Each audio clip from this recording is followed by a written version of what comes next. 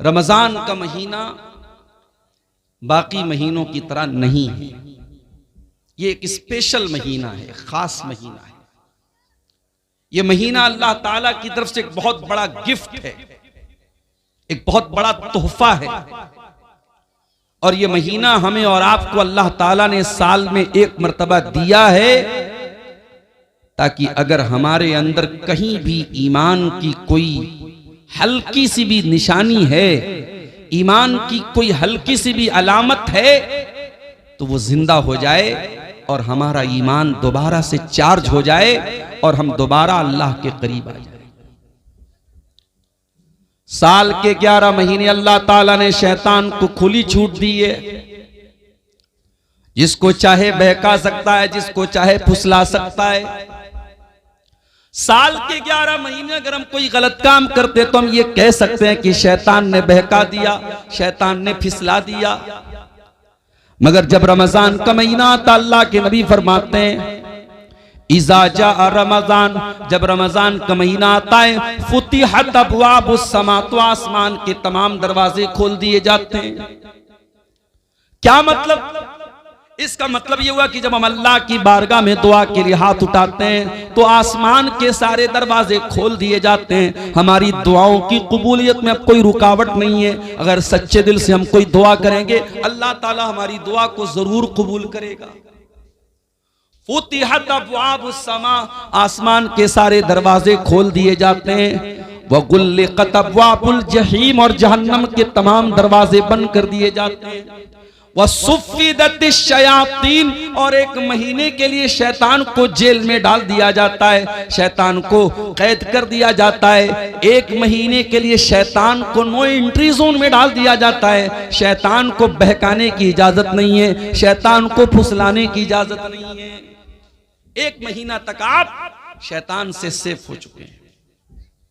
अब अगर इस एक महीने में भी आप कोई गुनाह का काम कर रहे हैं, इस एक महीने में आप रोजा फर्ज होने के बावजूद रोजा नहीं रख रहे हैं, इस एक महीने में के अंदर भी आप शराब पी रहे हैं, इस एक महीने के अंदर भी जिना हो रहा है, इस एक महीने के अंदर भी लड़कियां बेपर्दा घूम रही हैं, इस एक महीने के अंदर झूठ बोला जा रहा है, इस एक महीने के अंदर कारोबार में बेईमानी हो रही है, इसका मतलब कि शैतान का कोई दोष नहीं है, हम खुद दोषी हैं। हम खुद शैतान बन चुके हैं और शैतान हमको इतना ट्रेंड कर चुका है, इतना पक्का कर चुका है कि अब एक महीने के लिए शैतान तो मौजूद नहीं है, शैतान तो कैद में है, लेकिन हम फिर भी बुराई से नहीं बच रहे हैं। इसका मतलब कि शैतान को दोष देना बेकार है, हम खुद शैतान बन चुके हैं।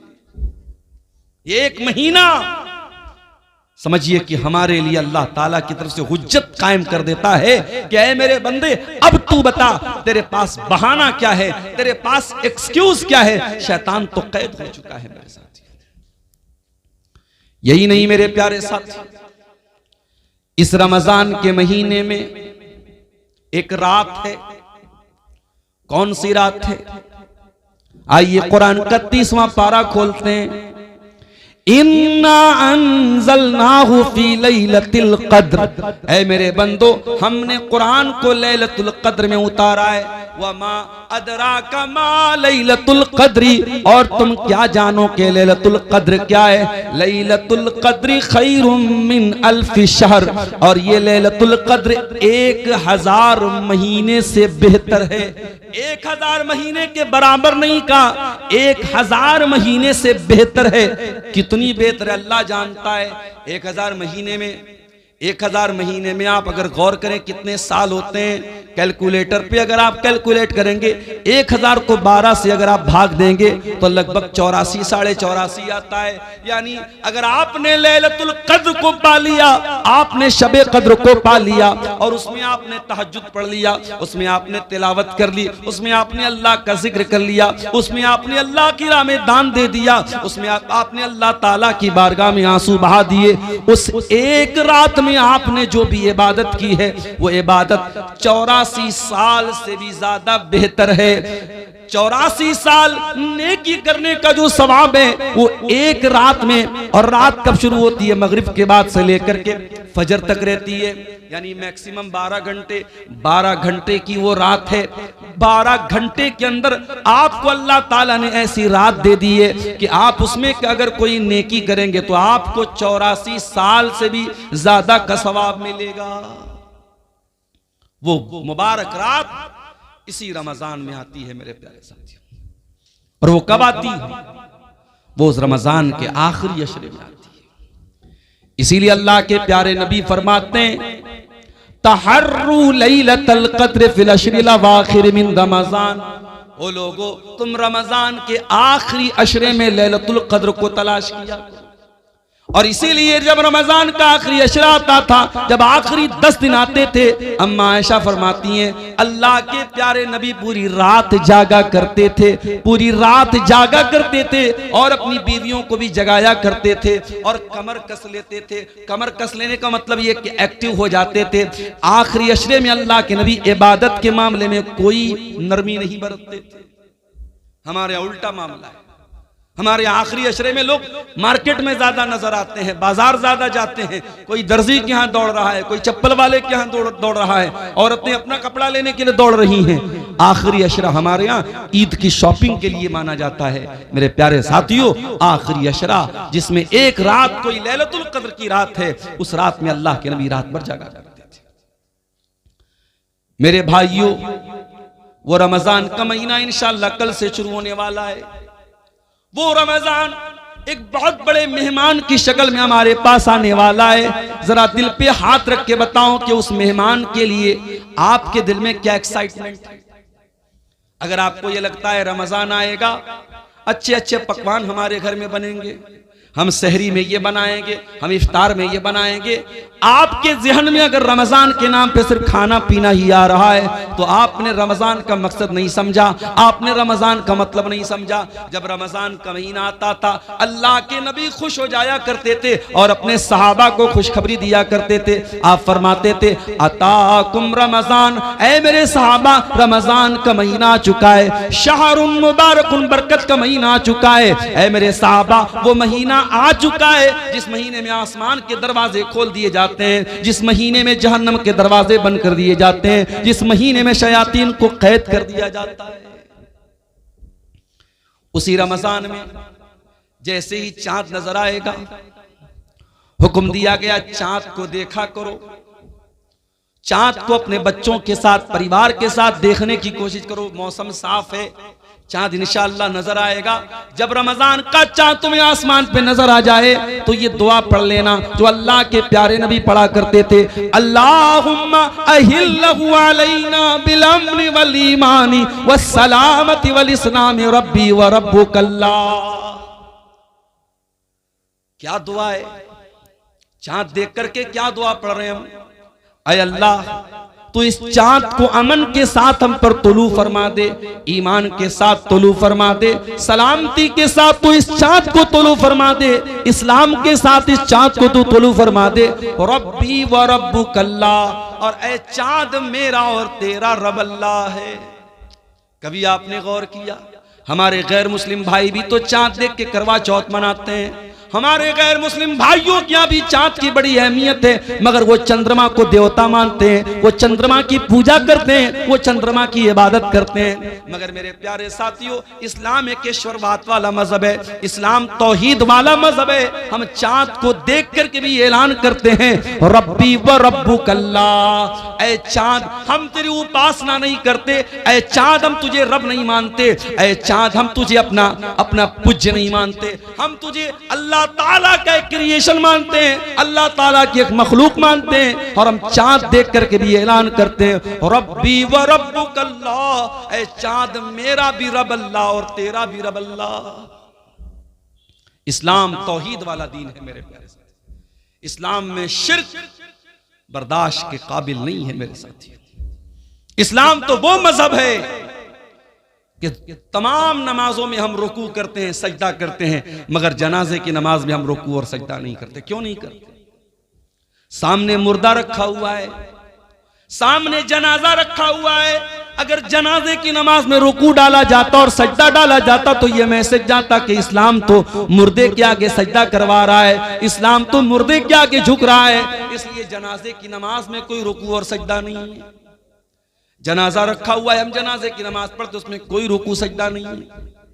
और इसीलिए अल्लाह के रसूल ने किसी कब्र के ऊपर नमाज पढ़ने से मना किया है। ना तो कब्र के ऊपर मस्जिद बनाई जा सकती है, ना मस्जिद में कब्र बनाई जा सकती है। कब्र के ऊपर भी नमाज नहीं और मस्जिद के अंदर भी कब्र को आपने रखने से मना किया है।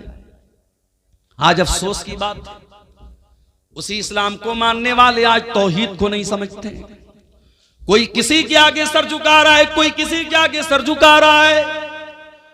और आपकी शेरशाहबादी बिरादरी में जो पूरी अहले हदीस बिरादरी है, आज आपकी बिरादरी में भी बहुत सारी ऐसी चीजें होने लगी हैं जो तौहीद के खिलाफ है। माफ कीजिएगा, बहुत सारे घरों में जहालत की वजह से, तालीम की कमी की वजह से आज बच्चे पैदा होने के बाद ही उनके गले में धागा डाल दिया जाता है। आपके शेरशाहबादियों में भी ये चीज देखी जा रही है कि बच्चों के गले में धागा और तावीज डाला जा रहा है। बच्चा बीमार हो जाए तो शिरकिया झाड़ फूक करने वाले झूठे मक्कार लोगों को बुला के उनसे झाड़ फूक करवाया भी जा रहा है। अगर कौवा बोलने लगे तो कौवे के बोलने पर यह कहा जाता है कि कौवा बोल रहा है, इसका मतलब कोई मनहूस खबर आने वाली है। इस तरीके की उल्टी सीधी रिवायतें और उल्टी सीधी चीजें आज हमारे अहले हदीसों के अंदर भी मेरे प्यारे साथियों पाई जाने लगी हैं। याद रखिए, हम तौहीद वाले हैं, हम मर जाएं कट जाएं, तौहीद से समझौता करने वाले नहीं हैं। यही हमारी पहचान है। अल्लाह के नबी ने फरमाया, ला तुशरिक बिल्लाहि व इन कुतिलता व हुर्रिकता, अगर तुम्हें कत्ल कर दिया जाए या जला दिया जाए तब भी तुम अल्लाह के साथ शिरक मत करना। तौहीद की हिफाजत करो मेरे प्यारे साथी।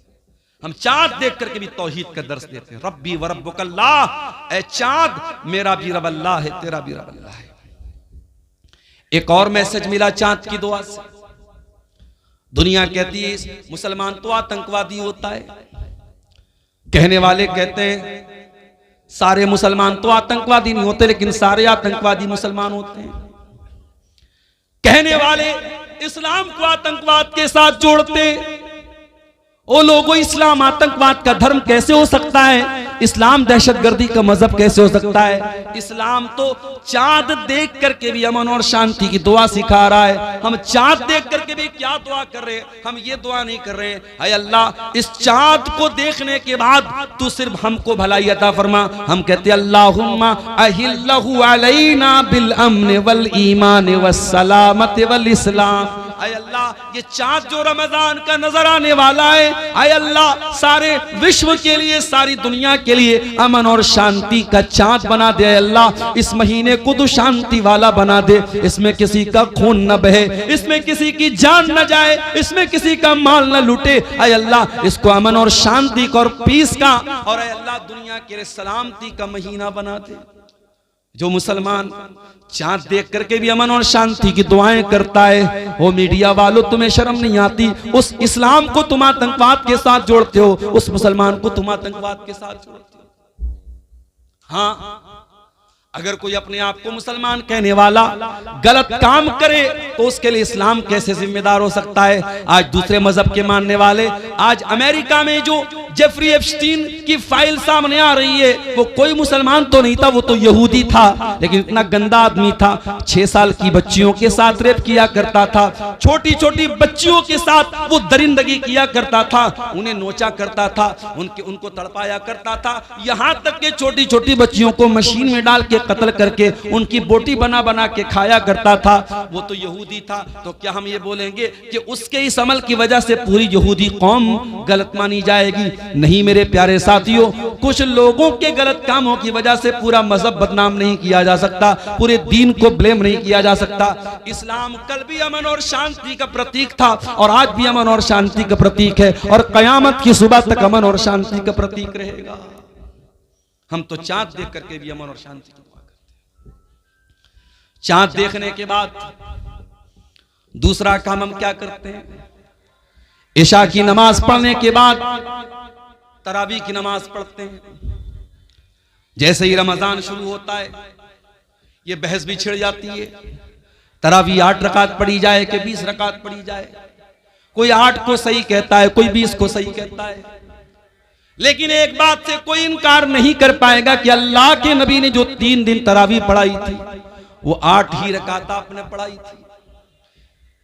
कैसी आवाज है? 3 दिन तक अल्लाह के नबी ने जो तरावी की नमाज पढ़ाई थी वो 8 रकात थी, इसमें किसी को शक नहीं है मेरे प्यारे साथी। हजरत आयशा से पूछा गया अल्लाह के प्यारे रसूल की रमजान की नमाज कैसी थी, तरावी की नमाज जिसको हम कहते हैं, उसी के बारे में सवाल किया गया। मायशा कैफ़ कानत सलातु रसूलिल्लाह सल्लल्लाहु अलैहि वसल्लम की रमजान, अल्लाह के रसूल की रमजान की नमाज कैसी थी। सवाल करने वाला तरावी के बारे में सवाल कर रहा है। अल्लाह के प्यारे नबी फरमाते हैं मा कान यज़ीदु रसूलुल्लाह सल्लल्लाहु अलैहि वसल्लम अला 11 रकातन, अल्लाह के नबी 11 रकात से ज्यादा कभी नहीं पढ़ते थे। फी रमजान वला फी गैरिही, न तो रमजान में आप पढ़ते थे न गैर रमजान में पढ़ते थे। पता ये चला कि तरावी की नमाज कोई अलग नमाज नहीं है, ये वही तहज्जुद की नमाज है जो अल्लाह के नबी साल के बाकी 11 महीने 11 रकात पढ़ा करते थे। उसी नमाज को आसान बना करके हम इशा के फौरन बाद पढ़ लेते हैं, ताकि जो लोग रात में उठ करके तहज्जुद नहीं पढ़ सकते वो भी रमजान में तरावी पढ़ सके। भाई तहज्जुद की नमाज बड़े खुशनसीब लोगों को हासिल होती, सब लोग तो तहज्जुद नहीं पढ़ता। कुरान में अल्लाह ताला जब अपने मुत्तकी बंदों का जिक्र करता है तो उनकी पहचान बताता है, वो तहज्जुद पढ़ते हैं। कहीं अल्लाह फरमाता है कानू कलीलन मिनल लैली मा यहजऊन, मेरे मुत्तकी बंदे रात को बहुत कम सोते हैं, वो रात में तहज्जुद की नमाज पढ़ते हैं। कहीं अल्लाह ने फरमाया ततजाफा जुनूबुहुम अनिल मजाज यदऊन रब्बहुम खौफन व तमा, मेरे मुत्तकी बंदे अपने बिस्तर से अलग होकर के अल्लाह की बारगाह में तहज्जुद पढ़ते हैं। यदऊन रब्बहुम खौफन व तमा, वो अपने रब से दुआएं करते हैं, कभी अल्लाह के अजाब से डरते हैं, कभी अल्लाह की रहमत की उम्मीद रखते हैं। व मिम्मा रज़क़नाहुम युनफिकून, और तहज्जुद पढ़ने के बाद अल्लाह की राह में सदका खैरात करते हैं। वही तहज्जुद की नमाज रमजान में तरावी के नाम से पढ़ी जाती है, और अल्लाह के नबी ने इसको 11 रकात ही पढ़ा है। मेरे प्यारे साथियों, हमें और आपको भी चाहिए कि हम तरावी पढ़ें, लेकिन हाँ एक बात याद रखिए, तरावी की नमाज को आज हमारे यहाँ एक हवा बना दिया गया, बहुत मुश्किल बना दिया गया। नहीं, तरावी को आप बहुत मुश्किल मत बनाइए मेरे प्यारे साथियों। अगर हमारे नौजवानों का स्टेमिना बहुत कमजोर हो चुका है और वो बेचारे बहुत लंबी तरावी नहीं पढ़ पा रहे, तो ठीक है, आप हल्की ही तरावी पढ़ाइए। हल्की से मुराद ये है कि अगर एक पारा पूरा अगर इमाम पढ़ रहा है और एक पारे में सारे लोग शामिल हो सकते हैं तो एक पारा पढ़ाया जाए। अगर एक पारा भी लोग नहीं पढ़ पा रहे तो एक पारे से भी कम पढ़ा जा सकता है, लेकिन कोशिश ये कीजिए कि तरावी की नमाज पूरे महीने पढ़ी जाए। जो ये तरीका हमारे यहाँ चला है कि 3 दिन तरावी पढ़ते हैं, 5 दिन तरावी पढ़ते हैं, उसके बाद मस्जिदों में सन्नाटा छा जाता है, ये तरीका गलत है और किसी भी हदीस से ये तरीका साबित नहीं है कि सिर्फ 3 दिन तरावी पढ़ी जाए। अल्लाह के नबी फरमाते हैं मन काम रमजान ईमानन व इहतिसाबन, जो रमजान में क़ियामुल लैल करता है, जो रमजान में तरावी की नमाज पढ़ता है ईमान के साथ और सवाब की नीयत के साथ, ये 2 चीजें बहुत जरूरी हैं। तरावी की नमाज का मकसद दिखावा नहीं होना चाहिए, तरावी की नमाज का मकसद ये बताना नहीं होना चाहिए कि मैं बहुत बड़ा नेक इंसान हूं। तरावी का 2 मकसद होना चाहिए, ईमानन व इहतिसाबन, ईमान के साथ और सवाब की नीयत के साथ जो तरावी की नमाज पढ़ेगा, अल्लाह के नबी फरमाते हैं गुफिर लहू मा तक़द्दम मिन ज़म्बिही, उसके पिछले तमाम के तमाम गुनाह माफ हो जाएंगे। और ये भी याद रखिए, अभी आज एक फोन मेरे पास आया, मौलाना मैं एक जगह ड्यूटी कर रहा हूं, 12 बजे रात तक मेरी ड्यूटी है, मैं ड्यूटी से आने के बाद जमात तो मुझे नहीं मिलेगी, क्या मैं अकेले तरावी की नमाज पढ़ सकता हूं? मैंने कहा आप पढ़ सकते हैं, जायज है, लेकिन ये बात याद रखिए कि तरावी की नमाज जमात से पढ़ना अफजल है, जमात से पढ़ना अफजल और बेहतर है, इसलिए कि अल्लाह के नबी ने फरमाया मन कामा मअल इमामी हत्ता यनसरिफ कुतिब लहू क़ियामुल लैला, जो इमाम के साथ क़ियामुल लैल करता है, जो इमाम के साथ तरावी की नमाज पढ़ता है, उसको पूरी रात तहज्जुद पढ़ने का सवाब मिलता है। इसलिए मेरे भाइयों, मस्जिद में तरावी का एहतमाम करो और औरतों के लिए भी इंतजाम करो ताकि माएं बहनें भी इस सवाब में शामिल हो सके, मर्द हजरात भी तरावी पढ़ें और पर्दे के साथ औरतों का भी इंतजाम करो, औरतें भी जाके तरावी की नमाज पढ़ें। और आगे बढ़िए। तरावी आपने पढ़ ली, रात में सो गए आप, सुबह 4 बज गए, आपकी बीवी ने आपको उठाया, उठिए। आपने कहा अरे 4 बज रहा है तो मुझे क्यों उठा रही है? बीवी ने कहा शायद आप भूल गए आज पहला रोजा है, चलिए सहरी कर लीजिए। आप उठे, ब्रश किया आपने, मुंह धोया आपने, दस्तरखान पे बैठ के बीवी ने जो सहरी में बनाया था वो सहरी आप खाने लगे। 4 बजे सुबह आपने तो कभी नाश्ता नहीं किया था, आप तो सुबह 8-9 बजे नाश्ता करते थे। ये 4 बजे कौन सा नाश्ता हो रहा है? इसको सहरी बोलते हैं। और ये सहरी बड़ी बरकत वाला खाना है। अल्लाह के नबी फरमाते हैं तसहरु फइन्न फिस्सहूरी बरका, सहरी खाया करो, सहरी में बरकत है। सहरी के बगैर भी आप रोजा रखेंगे हो जाएगा, मगर सहरी खा के रोजा रखेंगे तो बदन में ताकत रहेगी। इसलिए बहुत सारी जगहों पे सहरी में ताकत की चीजें खाते हैं। हमारे बनारस में वो मेवा वगैरह डाल करके उसमें मखाना भी होता है और बादाम भी होता है, काजू भी होता है, वो सब डाल के एक आइटम बनाते हैं, उसको हरीरा बोलते हैं। कहीं हरीरा बोलते हैं, कहीं तुर्री बोलते हैं, पता नहीं आपके सीमांचल में भी कुछ ऐसा बनता होगा। तो आप सहरी में इस तरीके की चीजें जब खा लेते हैं तो फिर पूरे दिन एक एनर्जी रहती है बदन में। अगर आप सहरी नहीं खाएंगे, मान लीजिए कोई सोया रह गया, रात में बेचारा वो इरादा करके सोया तो मैं सुबह सहरी करके रोजा रखूंगा, लेकिन नींद नहीं खुल पाई और फजर का टाइम हो गया और तब उसकी नींद खुली, तो रोजा वो रखेगा कि नहीं रखेगा? रोजा रखेगा, रोजा हो जाएगा। मगर जब बगैर कुछ खाए पिए रोजा रखेगा तो कमजोरी रहेगी। इसलिए सहरी जरूर करना चाहिए। हमने सुबह 4 बजे सहरी कर ली, 5 बजे फजर की अजान होने वाली है, हमने 10 मिनट में 15 मिनट में सहरी कर ली। अब हमारे पास 45 मिनट का टाइम अभी अजान तक बचा है। हमने सोचा बिस्तर पे चल के थोड़ा आराम कर लेते हैं। जैसे ही बिस्तर पे आराम करने गए, नींद आ गई और फजर की नमाज हमारी बिस्तर पे चली गई। ये तरीका गलत है मेरे भाई, बिल्कुल गलत है ये तरीका।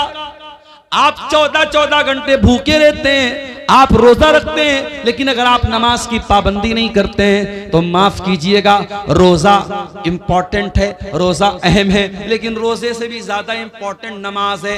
इस्लाम के 5 अरकान में कलमा पढ़ने के बाद दूसरे नंबर पे नमाज है और तीसरे नंबर पे ज़कात है और चौथे नंबर पे रोजा है। आप चौथे नंबर की चीज के लिए तो 14 घंटे मेहनत करते हैं, लेकिन दूसरे नंबर की चीज को आप गोल कर देते हैं, नमाज ही को गायब कर देते हैं। याद रखिए मेरे प्यारे साथियों, इस्लाम में रमजान के रोजे के पहले 5 वक्ता नमाज है, इसलिए नमाज छोड़ करके आप रोजा मत रखिए। अगर आप फजर की नमाज जाने का डर है तो आप सहरी थोड़ा लेट खाइए। अल्लाह के नबी की सुन्नत भी थी कि आप सहरी बहुत लेट खाते थे, यानी फजर की अजान से ठीक 10-15 मिनट पहले आप सहरी खा लीजिए और जब 10 मिनट बचा है आप वजू बना करके बैठ करके दुआ कीजिए, अल्लाह ताला से जिक्र कीजिए अल्लाह ताला का, और फजर की नमाज पढ़ने के बाद ही आप सोइए ताकि आपकी नमाज न छूटने पाए मेरे साथी। और आगे बढ़िए, आपने सहरी खाई, फजर की नमाज आपने पढ़ ली, उसके बाद आपको मगरिब की अजान तक कुछ खाना नहीं है। दोपहर का टाइम आया, जोहर की नमाज पढ़ने के लिए आप मस्जिद में आए, सुबह 5 बजे आपने पानी पिया था, आपका हलक बिल्कुल सूख करके कांटा हो चुका है। जोहर की नमाज के लिए आपने वजू बनाना स्टार्ट किया, आपने वजू में कुल्ली के लिए मुंह में पानी डाला, पानी आपके मुंह में गया। आप अगर चाहें तो पानी के 2-4 कतरे हलक के नीचे डाल के हलक को गीला कर लें, हलक को तर कर लें। हलक तो सूख करके कांटा हो गया है, 2-4 कतरे पानी के चले जाएं तो कौन देखने वाला है? न कोई कैमरा वहां लगा है, न बगल वाले को पता चलेगा, न इमाम साहब को पता चलेगा, न मौलवी साहब को पता चलेगा। लेकिन कोई ताकत है, कोई पावर है जो आपको ऐसा नहीं करने दे रहा है। आप प्यास के मारे, बुरा हाल है आपका हलक सूख करके कांटा बना हुआ है और पानी आपके मुंह में जा रहा है, मगर वो कौन सी ताकत है जो पानी को हलक के नीचे डालने नहीं देती है? पानी बाहर आ जाता है, पानी हलक के नीचे नहीं उतरता है। मेरे प्यारे साथियों, इसी का नाम तकवा है, इसी का नाम अल्लाह का डर है, और रमजान का महीना यही तकवा हमें सिखाता है। इसीलिए अल्लाह ने फरमाया, या अय्युहल्लज़ीना आमनू कुतिबा अलैकुमुस्सियामु कमा कुतिबा अलल्लज़ीना मिन क़ब्लिकुम लअल्लकुम तत्तक़ून। ऐ ईमान वालो, हमने तुम पर रमजान का रोजा फर्ज किया है ताकि तुम मुत्तकी बन जाओ, ताकि तुम अल्लाह से डरने वाले बन जाओ, ताकि तुम हराम चीजों से बचने वाले बन जाओ। रोजे की हालत में खाना नहीं खा सकते, पानी नहीं पी सकते, बीवी से मिल नहीं सकते, बीवी के साथ रोमांस कर सकते हैं, गले लग सकते हैं, बीवी को टच कर सकते हैं, लेकिन अगर डर हो इस बात का कि बीवी से ज्यादा करीब होंगे तो हो सकता है कि बीवी के साथ सोहबत हो जाए। जिसको इस बात का डर हो वो बीवी से बहुत ज्यादा करीब भी न जाए। रोजे की हालत में आप इंजेक्शन भी लगवा सकते हैं, लेकिन शर्त यह है कि ताकत का इंजेक्शन ना हो, ग्लूकोज का इंजेक्शन ना हो। नॉर्मल इंजेक्शन भी आप लगवा सकते हैं। रोजे की हालत में आप कान में ड्रॉप भी डाल सकते हैं, आंख में ड्रॉप भी डाल सकते हैं, हाँ, नाक में कोई दवा नहीं डालेंगे। रोजे की हालत में आप खून की जांच भी करवा सकते हैं, लेकिन हाँ, खून चढ़वा नहीं सकते, खून दे नहीं सकते, खून ले नहीं सकते। खून इसलिए नहीं दे, खून लेंगे तो बदन में एक ग़िज़ा आ जाएगी, वो जायज़ नहीं है। रोजे की हालत में बदन को ग़िज़ा पहुंचाना जायज़ नहीं, और खून किसी को देंगे तो कमजोरी बहुत ज्यादा आ जाएगी, रोजे पर इफेक्ट पड़ेगा, इसलिए खून देना भी ठीक नहीं रोजे की हालत। रोजे की हालत में आप अगर भूल करके कुछ खा गए, नबी अकरम ने फरमाया, अगर भूल चूक करके तुम्हारे मुंह में कुछ चला गया, खा लिया, तो जैसे ही याद आ जाए फौरन बाज आ जाओ। और तुमने जो भूल करके खा लिया पी लिया, उससे तुम्हारे रोजे पर कोई फर्क नहीं पड़ा, बस ये समझो कि तुमको अल्लाह ने खिला दिया। अब मान लो आप घर में आए, प्याले में दाल रखी हुई थी, आपने थोड़ी सी दाल पी ली, फिर आपको याद आया, अरे भाई अभी तो रमजान शुरू हो गया है। फिर आपको अब्दुल गफ्फार साहब की तकरीर भी याद आ गई, उन्होंने कहा था अल्लाह ताला खिला रहा है, आपने पूरी गटागट पूरी दाल आप पी गए। ये नहीं कर देना भाई, वरना मसला फंस जाएगा, बदनाम मैं हो जाऊंगा। जितना चला गया, जितना गलती से भूल से आपने खा लिया, बस वहीं स्टॉप हो जाओ। जैसे ही याद आ गया मैं रोजा, अच्छा अब ये भी है, बाज लोगों को याद कब आता है जब पूरा खा पी के डकार लेते अल्हम्दुलिल्लाह, उसके बाद उनको याद आता है कि हाँ मैं रोजा हूं। तो इतनी कमजोर याददाश्त भी आपकी नहीं होनी चाहिए। रोजे की हालत में अगर भूल करके आपने खा लिया तो कोई गुनाह की बात नहीं।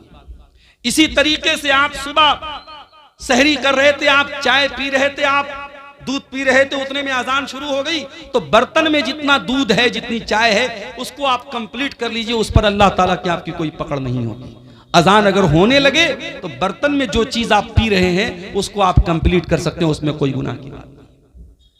और यह भी नोट कर लीजिए, रोजे की हालत में अगर रात में इंसान अपनी बीवी से मुलाकात करता है, जाहिर है कि रात में तो जायज है, या रात में इंसान सो गया और वो नापाक हो गया, उसको एहतलाम हो गया, नाइट फॉल हो गया, अब सुबह वो उठा तो वो नापाक है, यानी उसके ऊपर गुस्ल वाजिब है। अब वो क्या करे, वो रोजा रखेगा कि नहीं रखेगा? रोजा रखेगा। और अगर उसी हालत में फजर की अजान भी हो गई तो भी कोई गुनाह की बात नहीं है, उसका रोजा बिल्कुल सही है। लेकिन हाँ, अगर इंसान रात में नापाक हुआ है, सुबह उसी हालत में सहरी कर सकता है, लेकिन फजर की अजान अगर हो गई है तो जितना जल्दी मुमकिन हो वो गुस्ल करे और जमात से जाकर के नमाज पढ़े। कुछ लोग क्या करते हैं, नापाक हो गए तो आराम से सोए रहते हैं, सुबह 8 बजे 9 बजे उठ करके गुस्ल करते हैं और फिर नमाज पढ़ते हैं। ये गलत है, ये नाजायज है, ये हराम है। आप नमाज को बिना मजबूरी के उसके टाइम से डिले नहीं कर सकते। अगर आप नापाक हैं, जितना जल्दी मुमकिन हो आप नापाकी को दूर कीजिए और नमाज पढ़िए। और ये भी याद रखिए, अगर फजर के 1 मिनट पहले भी औरत अगर हैज में थी और पाक हो गई 1 मिनट पहले भी, मान लीजिए कि अगर 5:15 पे फजर की अजान हो रही है और 5:14 पर औरत को यह लगा कि मैं पाक हो गई हूं, मेरा हैज आना बंद हो गया, पीरियड आना बंद हो गया मेरा, तो उस दिन का रोजा वो रखेगी, उस दिन का वो रोजा रखेगी और फौरन वो गुस्ल करके फजर की नमाज भी पढ़ेगी। हां, अगर इसका उल्टा हो जाए, अगर फजर की अजान के 1 मिनट के बाद भी अगर औरत को जो है वो हैज आ जाए तो वो उस दिन का रोजा नहीं रखेगी, वो नापाक मानी जाएगी, वो जितने दिन पीरियड में रहेगी वो रोजा नहीं रखेगी। अगर मगरिब की अजान के 1 मिनट पहले भी उसको हैज आ गया तो वो रोजा उसका काउंट नहीं होगा, उस रोजे को वो बाद में पूरा करेगी, वो रोजा उसका पूरा नहीं माना जाएगा। ये मसले हैं, इसकी भी जानकारी हमको कर लेना जरूरी है। शाम का टाइम आया, आपने, बीवी आपकी कमरे में आती है, वही बीवी जो आपके लिए सर से पैर तक हलाल है, आपने रोजे की हालत में अपने आप को कंट्रोल किया है, बीवी के करीब नहीं जा रहे, आपको बहुत तेज भूख लगी, आपके घर में खाने पीने के बहुत सारे आइटम रखे हुए हैं, लेकिन आप उन चीजों को नहीं खा रहे, आपको प्यास लगी, आप कोई चीज पी नहीं रहे, ये रोजा हलाल चीजों को आपसे छुड़वा रहा है। खाना हलाल है लेकिन आप खाना नहीं खा रहे, पानी हलाल है लेकिन पानी नहीं पी रहे, बीवी हलाल है लेकिन बीवी के करीब नहीं जा रहे।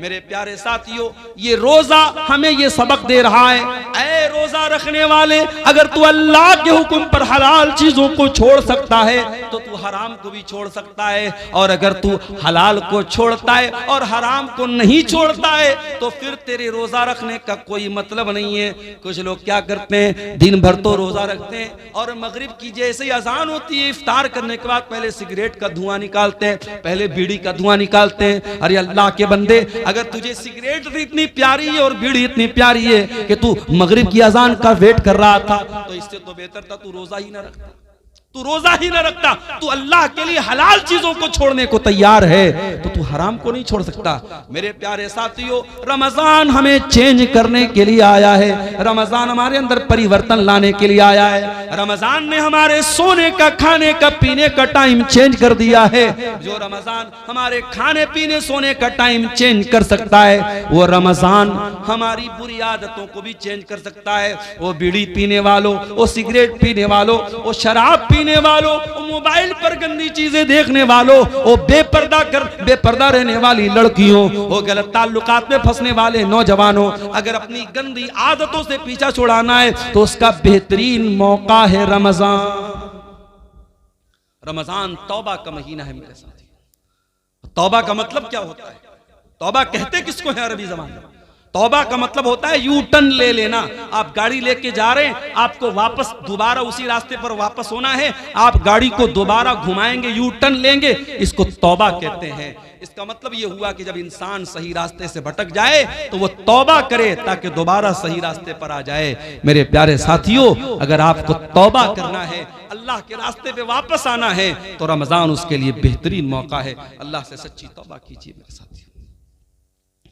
4 दिन की जिंदगी है, हम नहीं जानते पूरा रमजान भी हमको नसीब होगा कि नहीं होगा, नहीं मालूम, किसी दिन हार्ट अटैक आ जाए, इंतकाल हो जाए, नहीं मालूम किसी दिन बाइक से जा रहे हो कोई एक्सीडेंट हो जाए, बाइक से गिर के हम मर जाएं, नहीं मालूम कार से जा रहे हो कार किसी खाई में चली जाए, अल्लाह को प्यारे हो जाए। हमें तो ये भी नहीं मालूम कि कब मरेंगे, कहां मरेंगे। 5 चीजों का इल्म तो सिर्फ अल्लाह ताला के पास है। इन्नल्लाह इंदहु इल्मुस्साह, कयामत कब आएगी सिर्फ अल्लाह को मालूम है। व युनज़्ज़िलुल गैस, बारिश कब होगी, कितनी होगी, कहां होगी, अल्लाह को मालूम है। व यअलमु मा फिल अरहाम, और माँ के पेट से जो बच्चा पैदा होने वाला है वो क्या बनेगा, कितनी उम्र पाएगा, कितनी रोजी रोटी पाएगा, नेक बनेगा कि बुरा बनेगा, दीनदार बनेगा कि बेदीन बनेगा, माँ बाप का फरमाबरदार बनेगा या ना फरमान बनेगा, मुशरिक बनेगा या तौहीद वाला बनेगा, ये सारी बातें तो अल्लाह ही जानता है। वमा तदरी नफ्सुम माज़ा तक्सिबु गदा, और कोई नहीं जानता कि कल वो क्या करेगा। वमा तदरी नफ्सुम बिअय्यि अर्दिन तमूत, और कोई नहीं जानता कि वो कहां मरेगा, कब मरेगा छोड़ दो, कहां मरेगा इसकी भी कोई गारंटी नहीं। कितने इसे बिहार के लोग हैं, चंदा करने जाते हैं बेंगलोर, चंदा करने जाते हैं कर्नाटक, और वहीं किसी हादसे में इंतकाल हो जाता है। इसी कटिहार में घसिया घाट नाम का एक इलाका है, वहाँ एक मौलाना कारी अब्दुल बासित नाम के थे, बहुत अच्छे मेरे ताल्लुकात थे, उनके मदरसे में कई बार जलसे में गया। बेचारे तमिलनाडु के इलाके में चंदा करने गए थे, ट्रेन पर चढ़ रहे थे, अचानक ट्रेन से गिर गए और वहीं ऑन द स्पॉट उनका इंतकाल हो गया। मेरे प्यारे साथियों, हम तो ये भी नहीं जानते कि पूरा रमजान हमको नसीब होगा कि नहीं होगा, हम कहाँ मरेंगे और किस हाल में मरेंगे। मेरे प्यारे साथियों, कोशिश करो कि ये रमजान का महीना तौबा का महीना बन जाए, हमारे अंदर सुधार का महीना बन जाए, हमारे अंदर चेंजिंग का महीना बन जाए, अपनी बुरी आदतों को कंट्रोल करने वाला महीना बना लो रमजान। शाम हो गई, इफ्तार का टाइम हो गया, मान लीजिए 6 बजे मगरिब की अजान है।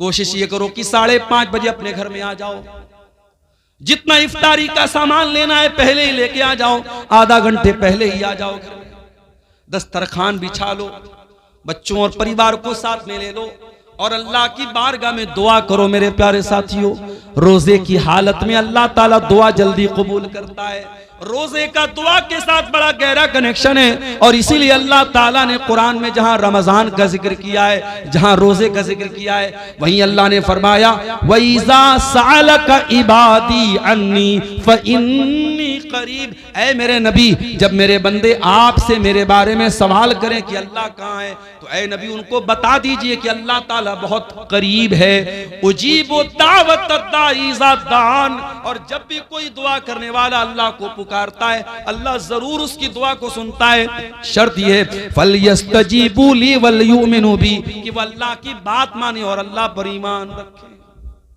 अगर वाकई में हम अल्लाह की बात माने तो जरूर अल्लाह हमारी दुआ सुनेगा, मगर हम अल्लाह की बात मानते कहाँ हैं? हम तो गुनाहों की दुनिया में लथपथ रहते हैं, हराम कमाई खाते हैं, सूद ब्याज खाते हैं, हराम काम करते और उसके बाद हम कहते हैं अल्लाह हमारी दुआओं को नहीं सुनता। अल्लाह ने हम पर जालिमों को मुसल्लत कर दिया है, फला जालिम है, फला जालिम। अरे सबसे बड़े जालिम हम हैं। दूसरों को जालिम कहने से पहले अपने गिरबान में झांके, हमने अपने ऊपर कितना जुल्म किया है। इसलिए मेरे प्यारे साथियों, रमजान में दुआ करो, और दुआ करना है तो जरा नबियों से सीखो कि दुआ कैसे की जाती है। आदम अलैहिस्सलाम से गलती हो तो क्या दुआ की उन्होंने, और रब्बना ज़लमना अनफुसना व इल्लम तगफिर लना व तरहमना लनकूनन्न मिनल खासिरीन। ऐ परवरदिगार, हमने अपनी जानों पर जुल्म किया है, और अगर तूने नहीं बख्शा और तूने रहम न किया, ऐ अल्लाह हमसे ज्यादा खसारा उठाने वाला कोई न होगा। यूनुस अलैहिस्सलाम को देखो, मछली के पेट में, जहां दुनिया का कोई नेटवर्क काम नहीं करता, वहां क्या दुआ कर रहे हैं, फनादा फिज़्ज़ुलुमाति अल्ला इलाहा इल्ला अंता सुब्हानका इन्नी कुन्तु मिनज़ ज़ालिमीन। यूनुस अलैहिस्सलाम ने तीन अंधेरों में, समंदर का अंधेरा था, पानी का, समंदर का अंधेरा था, रात का अंधेरा था, और मछली के पेट का अंधेरा था, तीन अंधेरों में उन्होंने अल्लाह को पुकारा। और क्या पुकारा, ला इलाहा इल्ला अंता सुब्हानका इन्नी कुन्तु मिनज़ ज़ालिमीन। ऐ अल्लाह तू पाक है, ऐ अल्लाह तेरे सिवा मेरा कोई सहारा नहीं है, ऐ अल्लाह तू पाक है, इन्नी कुन्तु मिनज़ ज़ालिमीन। ऐ अल्लाह मैं जालिम हूँ, मेरी गलती है। दुआ मांगने का तरीका सीखो मेरे प्यारे साथियों नबियों से। इसीलिए अल्लाह के नबी फरमाते हैं, मछली वाले नबी की दुआ बहुत बेहतरीन दुआ है, और मुसलमान जब भी किसी मुसीबत में ये दुआ करेगा, अल्लाह ताला जरूर उसकी दुआ को सुनेगा। इब्राहिम अलैहिस्सलाम को देखो, 85 साल की उम्र हो चुकी है, औलाद नहीं है। यहां तो 14-15 साल हो जाए और औलाद ना हो तो दुनिया वाले ताना मारने लगते हैं कि इसको तो औलाद नहीं हो रही है, और इंसान भी मायूस हो जाता है। यहाँ 85 साल की उम्र हो चुकी है, इब्राहिम अपने रब से मायूस नहीं है। क्या दुआ करते हैं, रब्बी हबली मिन लदुनका ज़ुर्रियतन तय्यबा इन्नका समीउद दुआ। ऐ अल्लाह तू मुझे पाक औलाद दे दे, ऐ अल्लाह तू दुआओं को सुनने वाला है। रब्बी हबली मिनस सालिहीन, ऐ अल्लाह मुझे नेक बेटा अता फरमा। अय्यूब अलैहिस्सलाम को देखो, बीमार हैं, पूरे बदन में जख्म है, पूरे बदन से खून बह रहा है, पूरे बदन में परेशानी है, और अय्यूब अलैहिस्सलाम दुआ कर रहे हैं, व अय्यूबा इज़ नादा रब्बहू अन्नी मस्सनियद्दुर्रु व अंत अरहमुर राहिमीन। कहते अय अल्लाह मुझे ये बीमारी पहुंची है, अय अल्लाह मुझे ये तकलीफ पहुंची है, और अय अल्लाह सबसे बड़ा रहम करने वाला तू है, अगर तूने रहम न किया तो तेरा बंदा कहां जाएगा। मेरे प्यारे साथियों, रमजान को दुआ का महीना बना लो, खूब दुआएं करो, इफ्तार के टाइम दुआ करो, सहरी के टाइम दुआ करो, तरावी के बाद बैठ के दुआ करो, रात के सन्नाटे में दुआ करो, दिन के उजाले में दुआ करो। रमजान का दुआ के साथ बड़ा गहरा कनेक्शन है, बहुत गहरा ताल्लुक है। और हो सके एक किताब बता रहा हूं, मोबाइल पर भी वो किताब मिल जाएगी आपको, प्ले स्टोर में भी मिल जाएगी। किताब का नाम नोट कर लो, हिस्नुल मुस्लिम, अरब के एक आलिम की किताब है, बहुत अच्छी किताब है दुआओं की। छोटी छोटी दुआएं जो नबी की दुआएं हैं, नबी की सिखाई गई दुआओं को पढ़ा करो। नबी के अल्फाज में बड़ी बरकत है, नबी के अल्फाज बड़े जामे होते थे। अगर वो नहीं पढ़ सकते, अगर पढ़े लिखे नहीं हो, तो अपनी भाषा में, अपनी जबान में, तुम शेरशाबादी लैंग्वेज में, तुम बंगला जुबान में भी अल्लाह से दुआएं कर सकते हो। अल्लाह ताला हर जबान को समझता है, वो दिल की भाषाओं को जानता है, वो दिल की जबान को जानता है। हम जबान से कहें या न कहें, हमारा दिल जब तड़पता है, हमारा दिल जब रोता है, हमारे दिल की सदाओं को भी अल्लाह ताला सुन लेता है। और आगे बढ़िए मेरे भाई, इफ्तार का टाइम हो गया। आप इफ्तार करते हैं, बिस्मिल्लाह पढ़ के आपने खजूर मुंह में डाली, खजूर मुंह में डाली, पानी आपने पिया, और पानी जैसे ही आपके हलक के अंदर गया, आपने दुआ पढ़ी, ज़हबज़ ज़मऊ वबतल्लतिल उरूक़ु वसबतल अज्रु इंशाअल्लाह। अय अल्लाह तेरे हुक्म से मैंने रोजा पूरा कर लिया, अय अल्लाह मेरी प्यास खत्म हो गई, अय अल्लाह मेरी रगें तर हो गई, और अय अल्लाह अगर तूने चाहा तो मुझे सवाब भी मेरे रोजे का मिल जाएगा। ये बड़ी प्यारी दुआ है, इफ्तार के टाइम यही दुआ पढ़ा करो मेरे प्यारे साथियों। और वो दुआ भी आप पढ़ सकते हैं, अल्लाहुम्मा लका सुमतु अला रिज़्क़िका अफ़्तरतु, अय अल्लाह मैंने तेरे लिए रोजा रखा और तेरे ही दिए हुए रिस्क पर मैंने इफ्तार किया। और ये भी मसला याद रखो, इफ्तार में जल्दी करने का हुक्म है। अगर घड़ी में 6 बज चुका है और आपकी जंतरी में 6 बजे इफ्तार का टाइम है, तो जानबूझ करके 6 बज करके 2 मिनट पर भी इफ्तार करना ठीक नहीं है। अल्लाह के नबी फरमाते हैं, ला यज़ालुन्नासु बिखैरिन मा अज्जलुल फित्रा, लोग उस वक्त तक भलाई के साथ रहेंगे जब तक इफ्तार में जल्दी करेंगे। क्या मतलब, जैसे इफ्तार का टाइम हो जाए जल्दी से इफ्तार करेंगे, तब तक लोग भलाई के साथ रहेंगे। बात समझ में नहीं आई? मौलाना साहब, एक आदमी 6 बजे इफ्तार कर रहा है, एक आदमी 6 बजकर के 5 मिनट पर इफ्तार कर रहा है, वो 5 मिनट ज्यादा रोजा रख रहा है, उसको तो और ज्यादा सवाब मिलना चाहिए। और आप अल्लाह के नबी की हदीस पढ़ रहे हैं कि जो लोग इफ्तार में जल्दी करेंगे वो भलाई के साथ रहेंगे।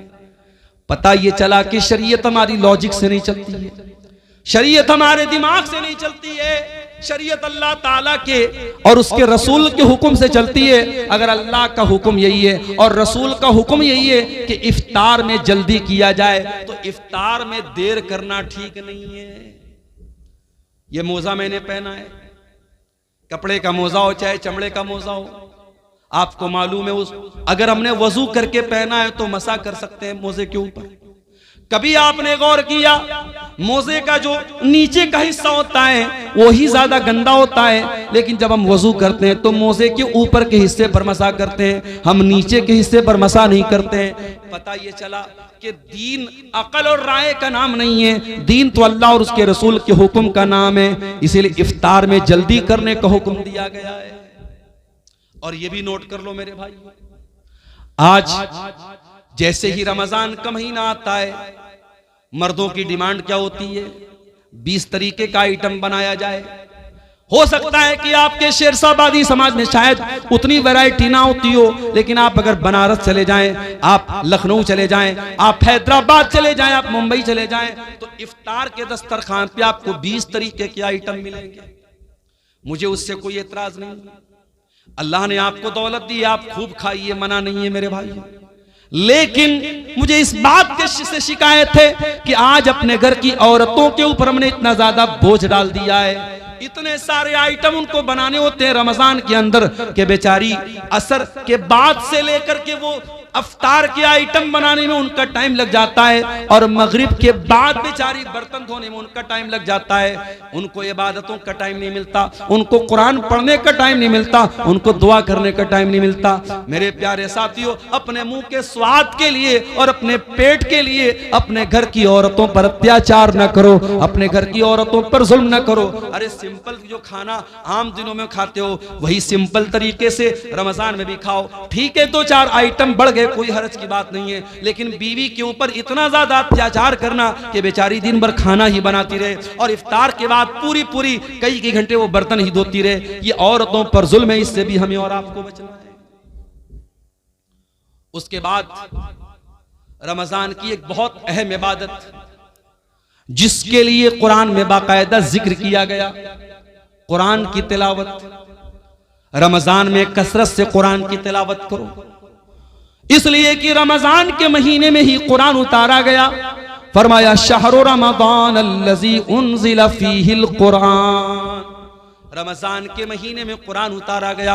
हुदल लिन्नास, और ये कुरान सारी मानवता के लिए हिदायत बन करके आया। व बय्यिनातिम मिनल हुदा वल फुरकान, और इस कुरान की आयतें सच्चाई को खोल खोल के बयान करने वाली हैं। कभी आप अपने दिल पर हाथ रख के बताइए मेरे भाई, आपने पिछले रमजान में कितना कुरान पढ़ा था? मोबाइल पर आपने न जाने कितनी रील्स देखी थी, फेसबुक के ऊपर आपने न जाने कितना टाइम खर्च किया था, यूट्यूब पर आपने न जाने कितने वीडियोस देखे थे, लेकिन आप अपने दिल पर हाथ रख के बताइए कि आपने कुरान कितना पढ़ा था। बल्कि अगर आप मुझसे पूछे तो मैं एक बात कहूंगा, रमजान में उलमा की तकरीरें सुनिए, मैं मना नहीं करता, मगर तकरीरों से ज्यादा कुरान सुनिए, कुरान पढ़िए। रमजान को कुरान के लिए खास कर दीजिए। और आज भी आप देखिए जो हरमैन के इमाम है, जब वो कुरान पढ़ते हैं कितना अच्छा लगता है। शेख अब्दुर रहमान सुदैस जब अपनी आवाज में कुरान पढ़ते अल्लाह अल्लाह, कितना प्यारा लगता है। शेख सऊद अशरम तो चले गए, लेकिन मौजूदा जो इमाम हरमैन है उसमें एक नाम शेख बदर तुर्की का है, कितना प्यारा कुरान पढ़ते हैं। आप मोबाइल पर हेडफोन लगा के अगर शेख बदर तुर्की की जबान से कुरान सुनेंगे और आंखें बंद कर लेंगे, आपको ऐसा लगेगा आप हरम में खड़े, आप मक्का में खड़े, आप मस्जिद हराम में खड़े। वो लोगों, तुम कुरान पढ़ो तो सही एक बार। अला बिज़िक्रिल्लाहि तत्मइन्नुल कुलूब, ये कुरान तुम्हारे दिल को जरूर शांति देगा, तुम्हारे दिल को जरूर सुकून देगा। ये कुरान पढ़ के तो देखो, ये कुरान सुन के तो देखो। हमारे दिल इतने कठोर हो चुके हैं, हमें गाना अच्छा लगता है, हमें म्यूजिक अच्छा लगता है, हमें कुरान अच्छा नहीं लगता। हमें कुरान न पढ़ने का मन करता है, न सुनने का मन करता है।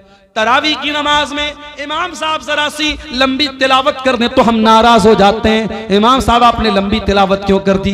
हमें कुरान 10 मिनट ज्यादा सुनना भी गवारा नहीं है। वही नौजवान जो आधा घंटे तरावी की नमाज में खड़ा नहीं हो पाता है और बैठ करके आराम आराम से तरावी पढ़ता है, वही नौजवान 1-1 घंटा खड़े होकर के 50 ओवर का क्रिकेट मैच देख लेता है। अभी इस बार वर्ल्ड कप का 2020 वर्ल्ड कप चल रहा है। अपने नौजवानों से एक बात कहना चाहूंगा, ये वर्ल्ड कप का जो मैच है ये तो होता रहेगा, लेकिन रमजान पता नहीं दोबारा हमको मिलेगा कि नहीं मिलेगा। मेरे प्यारे साथियों, इस वर्ल्ड कप के चक्कर में अपने रमजान को बर्बाद न होने देना। इस वर्ल्ड कप के मैचों के चक्कर में आप जब मैच देखेंगे तो मैच में एडवर्टीजमेंट भी आएगा, प्रचार भी आएगा, उसमें नंगी लड़कियां भी आएंगी, उसमें नंगा प्रचार भी आएगा। उसमें जब मैच देखेंगे तो दर्शकों को भी दिखाया जाएगा, उसमें खूबसूरत लड़कियां भी नजर आएंगी और आप रोजे की हालत में ये सारी चीजें देखेंगे। इसलिए खबरदार, कहीं रमजान के रोजे को आपका ये वर्ल्ड कप का मैच बर्बाद न कर दे। इसलिए वर्ल्ड कप के मैच से भी होशियार रहना मेरे साथी। कुरान को टाइम दो। इमाम मालिक रहमतुल्लाह अलैह बहुत बड़े इमाम थे, हदीस का दर्स दिया करते थे। पूरी दुनिया से उनके पास लोग हदीस पढ़ने आया करते थे, लेकिन जब रमजान का महीना आता था इमाम मालिक ऐलान कर देते थे, वो लोगों मैं रमजान में हदीस नहीं पढ़ाऊंगा, मैं साल भर हदीस पढ़ाता हूँ। ये कुरान का महीना आ गया, ये रमजान का महीना आ गया, एक महीने के लिए मुझे कुरान के साथ छोड़ दो, मैं कुरान को पढ़ूंगा, कुरान पर गौर करूंगा। वो लोगों कुरान को पढ़ो रमजान में, कुरान को सुनो रमजान में, और कुरान पर गौर करो। ये दिल पर जो गुनाहों की लेयर चढ़ी है, ये दिल पर जो गुनाहों की परत चढ़ी है, जब कुरान पर गौर करोगे तो ये परत टूट जाएगी, ये परत गिर जाएगी। कुरान कहता है अफला यतदब्बरून अल कुरान अम अला कुलूबिन अक़फ़ालुहा, मेरे बंदो तुम कुरान पर गौर क्यों नहीं करते? क्या तुम्हारे दिलों पर ताले लगे हैं? जिस तरीके से मोबाइल का लॉक अगर खोलना हो तो जब तक पासवर्ड न डाला जाए तब तक मोबाइल का लॉक नहीं खुलता, जब तक पैटर्न लॉक न डाला जाए तब तक मोबाइल का लॉक नहीं खुलता। इसी तरीके से दिल पर जो लॉक पड़े हैं, दिल पर जो ताले पड़े हैं, दिल का ताला खोलना है तो कुरान पर गौर करो, कुरान पर तदब्बुर करो मेरे प्यारे साथी, कुरान पर गौर करो मेरे साथी। अल्लाह के नबी जिनके ऊपर कुरान उतरा था, अल्लाह के नबी कभी कभी दूसरे के मुंह से कुरान सुना भी करते थे। एक मर्तबा आपने अब्दुल्ला बिन मसूद से फरमाया, ऐ अब्दुल्ला इक़रा अलैयल कुरान, ऐ अब्दुल्ला मुझे कुरान पढ़ के सुनाओ। अब्दुल्ला बिन मसूद ने फरमाया, ऐ अल्लाह के नबी मैं आपको कुरान कैसे पढ़ के सुनाऊं, ये कुरान तो आप ही के ऊपर उतरा है। आपने फरमाया, ऐ अब्दुल्ला मैं दूसरे के मुंह से सुनना चाहता हूं, आज तुम्हारे मुंह से सुनना चाहता हूं तो मुझे कुरान पढ़ के सुनाओ। अब्दुल्ला बिन मसूद कुरान पढ़ने लगे और सूरह निसा की तिलावत करने लगे, सूरह निसा पढ़ने लगे और अल्लाह के नबी गौर से सुनने लगे। पढ़ते पढ़ते पढ़ते पढ़ते अब्दुल्ला बिन मसूद इस आयत पर पहुंचे, फकैफा इज़ा जिना मिन कुल्ली उम्मतिन बिशहीद, ऐ मेरे नबी उस वक्त आपका क्या हाल होगा जब हम हर उम्मत में से एक गवाह लाएंगे। वजीना बिका अला हाउलाई शहीदा, और ऐ नबी हम आपकी उम्मत पर आपको गवाह बनाएंगे। जब अब्दुल्ला बिन मसूद इस आयत के ऊपर पहुंचे, उन्होंने कहा, वो कहते हैं कि अल्लाह के नबी ने मुझसे कहा बस करो, ऐ अब्दुल्ला बस करो। मैंने नजरें उठा के देखा, मैंने क्या देखा, फैज़ा ऐनाहु तज़रिफान, अल्लाह के नबी की दोनों आंखों से आंसू बह रहे थे, अल्लाह के रसूल रो रहे थे, ज़ारो कतार आप रो रहे थे। वो जो कयामत के दिन आपके कंधे पे जिम्मेदारी डाली जाएगी, उस जिम्मेदारी को सोच के आप रो रहे थे। ओ मुसलमानों, तुम्हारे नबी तो अपनी जिम्मेदारी का ख्याल करके रो रहे हैं, तुम्हें अपनी जिम्मेदारी का ख्याल कब आएगा? आज ये कौम कहां जा रही है, इस कौम का नौजवान कहां जा रहा है? आज इस कौम की लड़कियां मुर्तद हो रही हैं, इस कौम का नौजवान नशे में धुत है, इस कौम की लड़कियां बेपर्दा हो रही हैं, इस कौम का एक बड़ा तबका हराम कमाई खा रहा है। वो लोगों तुम्हें कोई चिंता नहीं है, तुम्हारे दिमाग में कोई टेंशन नहीं है। तुम्हारे नबी तो यही टेंशन लेके दुनिया से चले गए। तुम्हारे नबी को तो एक ही टेंशन थी, फलअल्लका बाखिउन नफ्सका अला आथारिहिम इल्लम युमिनु बिहाज़ल हदीस असफा। ऐ मेरे नबी आपको इतनी टेंशन है, आपको इतनी चिंता है लोगों के ईमान लाने की, कहीं इस टेंशन में आप जान न दे दे।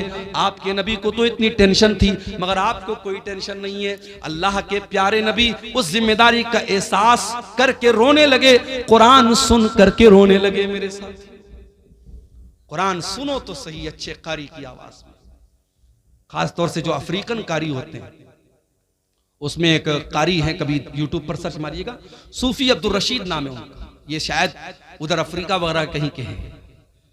आवाज बिल्कुल नॉर्मल है, लेकिन जब कुरान पढ़ते हैं दिल में जाके लगता है मेरे साथी, बड़ा प्यारा कुरान पढ़ते, सूफी अब्दुल रशीद नाम है।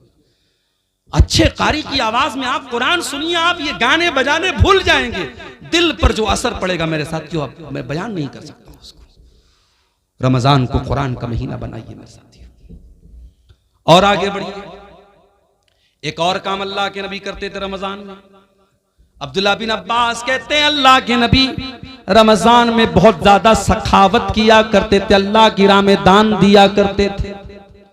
आज भी मुसलमान अपने माल की ज़कात इसी रमजान के महीने में निकालता है। मेरे प्यारे साथियों, आप अपने माल की जो ज़कात होती है आप साल में कभी भी निकाल सकते हैं, बल्कि ज़कात का सही मसला तो यह है, मिसाल के तौर पर अगर मेरे पास आज 1 लाख रुपया है, आज 1 लाख रुपया मेरे पास आया और आज ही के दिन अगले साल तक वो पैसा मेरे पास रहा, तो आज ही के दिन मेरे ऊपर ज़कात फर्ज होगी। लेकिन लोग अपनी आसानी के लिए रमजान में ज़कात निकालते हैं। कोई हर्ज की बात नहीं, निकाल सकते हैं आप। लेकिन हाँ, ज़कात देने का तरीका भी आज हमारा बड़ा निराला है मेरे साथी।